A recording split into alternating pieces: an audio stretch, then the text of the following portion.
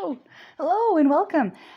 We're going to start out today telling you about how we, as a family of 7, save $300 the first year we built this plant rack and $600 a year since. All right, but before we get started, we're going to talk a little bit about why we bothered to do this. The first thing is we prefer heirloom varieties because we save seed, which also saves us money many years in a row afterwards. We also have a great landrace farmer in our neighborhood who I'll talk about later, and we get seeds from him, and he just loves it when we propagate some of those seeds and we share in some of those experiments. And we love that we get varieties that we can't find in nurseries. We also enjoy the process of starting and growing and being able to see all the things that happen in the whole process from seed all the way to storage. And lastly, but sometimes most important, is it's a huge cost savings for our family. When we built this, we purchased this rack probably about 5 or 6 years ago. Right now, they cost about $100 at Sam's Club, maybe $120. I checked right before I got on. It said $111, and then it went down to $99 because it was on sale for instant savings, but then it said it was going to go back up. Either way, the price hasn't changed a lot on this, and I'm calculating how much we save based on what it would cost you to do this right now. So around $100 for this shelf at Sam's, and I can link below to the model that it is, but any rack would work, okay? Just the principle of the thing. Secondly, we purchased these lights at Lowe's. They're just a regular 4-foot shop light. And I don't know if you can see here,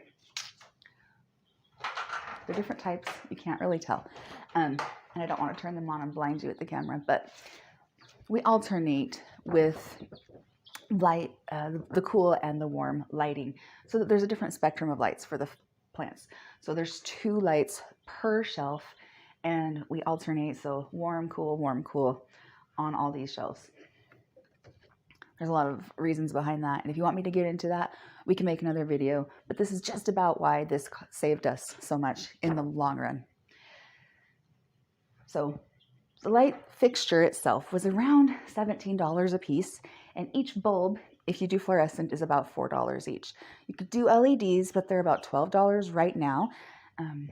They last a little bit longer, but even so, we take good care of our fluorescents, and they have lasted us a couple of years each, and so $4 each doesn't seem too bad to us.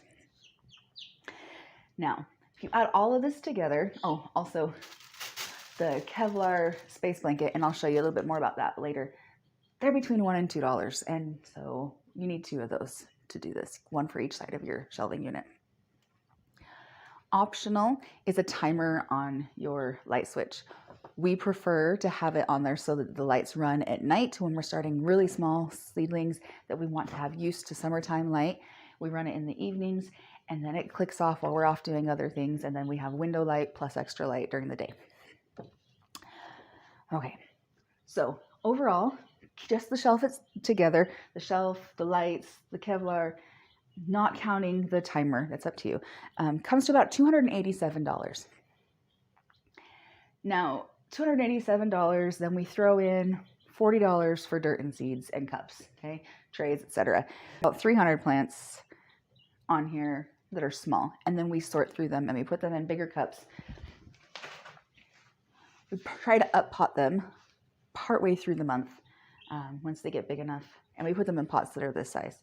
Now, this size of a pot at your local nursery lately has been about $3.50. We figure when we grow things, we get about 180 plants off our rack, this size, that we put out into our garden in the summertime.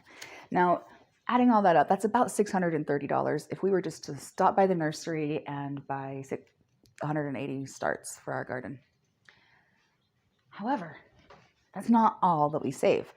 That's just counting when I do my tomatoes and my peppers and my basil and my eggplant, etc. That's not counting the fact that we start our onion from seed as well, and we can seed save from that onion. These trays right here, try not to hurt myself with this, but these trays are full of onion sets, and these we put in at the beginning of January, and then by the time we go to start tomatoes and peppers, etc., these guys are ready to go outside in the cold weather and be big by the middle of the summer.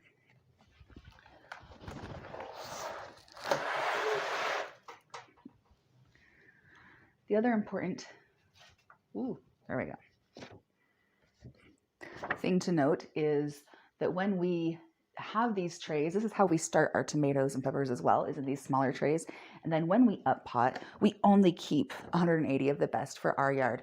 And then we have a plan on how many we want where and how it's going to be laid out. And I have a whole video coming up on how we map our garden and how we have charts about what time the garden's going to get planted, who's going to do what, how the seeds are sorted, what goes straight in the ground versus what goes into starts first, etc. All of those things are planned out, and we take everything left over that we grow and we sell it in that size pot. And we try to sell it at around $2 a piece. In all honesty, we usually make back at least our seed and potting expenses. So do we make back the light fixture or the light fixture? I guess the light fixture and the shelving. Did we make that back? We didn't, but it's paid for itself in the fact that the first year we saved about $300 in starts. After that, we're saving around $600 a year in starts. We're feeding 7 people, and we have allergies that we have to make sure we keep track of. And because of those, we need as fresh and as local food as possible. So this helps us out very much. And this comes from our grocery budget, which we'll talk about another time. I wanted to show you this with this down so you can see how it doesn't really mess with when the lights are on. Everything, there's Kevlar behind and then there's Kevlar on the front. And this reflects all the light back to us so that when, sorry, I don't want to fall over here. There we go. So I just turn all the lights back on. You can see they're going, they're bright, everything's happy in there, but this keeps it from leaving and also keeps it warmer. And it also doesn't take the warmth elsewhere, especially in the summertime when we are trying to grow more starts for another part of the garden, or if we're going to start cabbages to put out in the fall, we will start these, and I really don't want the house getting heated up. I'll make sure the Kevlar stays down, and it does keep the heat in. And so, you know, as far as calculating the savings that we've had with this, I think about how all I did this morning was add up how much we've saved in peppers and tomatoes and eggplants and maybe some herbs when I put them out each year. But as I'm sitting here thinking, I realize we also start our cabbages and we start the onions and we've started other fruits inside. And so this $300 investment, I guess $280, so we'll just say $3.